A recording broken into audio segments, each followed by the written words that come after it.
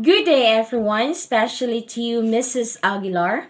By the way, I'm Lovelyn Sayon, and I am one of the reporters of Group 3. I'm assigned to discuss the Stage 5 of Psychosocial Theory of Development by Eric Erikson. So, Stage 5 is adolescence, ego identity versus role confusion. Adolescence begin with puberty and ending around 18 or 20 years old. The task during this stage is to achieve ego identity and avoid role confusion. So it was adolescence that interested Erickson first and foremost, and the pattern that he saw here serves as his basis of his thinking about all other stages. So let's find out what is ego identity. Ego identity means knowing who you are and how you fit into the rest of society. This means that knowing your identity and recognizing your role in the society helps to provide a sense of purpose and belonging. It requires self awareness and awareness of your contribution to the broader community. So, everyone, ego identity is not that easy as that. You know what? Why? It's because it requires all your knowledge that you've learned in your life, and you have to mold it into a unified self image, one that your community finds it meaningful. There are a number of things that make things easier. First, we should have a mainstream adult culture that is worthy of the adolescent's respect, one with good adult role models and open lines of communication. So having a role models means being influenced by an individual who exhibit a positive qualities and good behaviors, serving as your example to emulate. And when we say open lines of communication, these refer to a transparent and honest conversation, creating a supportive environment for understanding and connection. Further, society should provide clear rites of passage, certain accomplishments, and rituals that help to distinguish the adult from the child. So the idea that the society should provide a clear rites of passage suggests that the community should establish a distinct ceremonies or rituals to mark the significant life transition. Because of this, it will help an individual to navigate and understand the important milestone of their personal development. In primitive and traditional societies, an adolescent boy may be asked to leave the village for a period of time to live on his own, hunt some symbolic animal, or seek an inspirational vision. So in such societies, these practices often serves as a rite of passage marking a transition from adolescence to adulthood. So the experience is meant to instill self-reliance, survival skills, and a connection to spiritual or cultural values, preparing the young individual for their role within the community. Boys and girls may be required to go through a certain test of endurance, symbolic ceremonies, or educational events. So these rituals and tests are often part of initiation ceremonies, serving to prepare individuals for adulthood by imparting cultural values, knowledge, and skills. Endurance tests symbolize resilience, while ceremonies foster a sense of identity and belonging within the community. So reinforcing social bonds. So it reinforcing social bonds and responsibilities.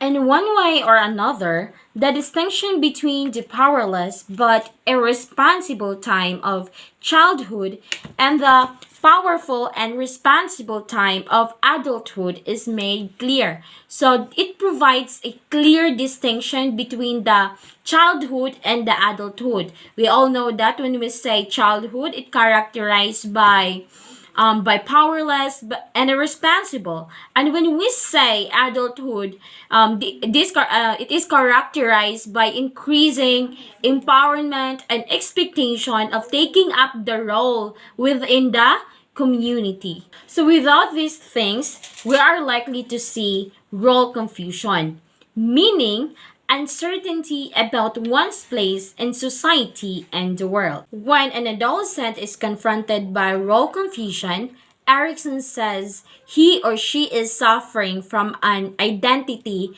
crisis. In fact, a common question adolescent in our society is a straightforward question of identity. Who am I? One of Erickson's suggestions for the adolescents is the psychosocial moratorium. He suggests that you need to take a little time out. For example, if you have money, you go to Europe, Canada, or even USA, or any other places that you find it beautiful and meaningful. But if you don't have, just bum around the Philippines.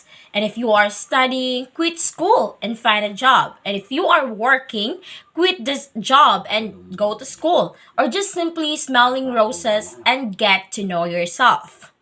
This means that having equality time for ourselves is very important for us to know ourselves better.